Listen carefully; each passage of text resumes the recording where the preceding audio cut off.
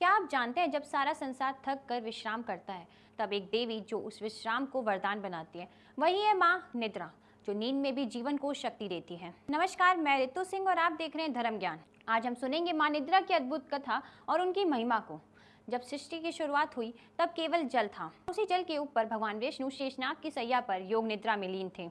उन पर छाई हुई थी माँ योग निद्रा, जो भगवान को विश्राम और शक्ति दोनों प्रदान कर रही थी। जब भगवान विष्णु गहरी नींद में थे, उनके कानों से दो भयानक असुर जन्मे, मधु और कैटभ। कहा जाता है कि वे कान के मैल से बने थे और जैसे जैसे वे बड़े होते गए, उनका अहंकार और शक्ति बढ़ता गया।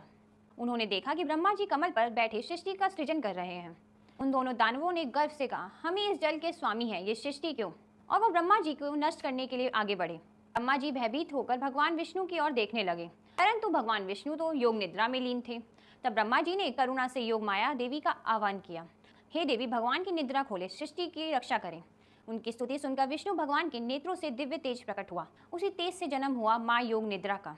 देवी ने भगवान विष्णु की निद्रा को हटाया और भगवान विष्णु को जागृत किया।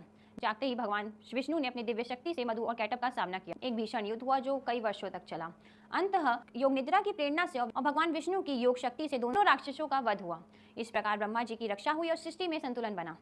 निद्रा देवी की इस लीला हमें स्पष्ट बताती है कि केवल वह विश्राम प्रदान नहीं करती, बल्कि आवश्यकता पर जगाकर सृजन और रक्षा के कार्य को आगे बढ़ाने की भी शक्ति देती है।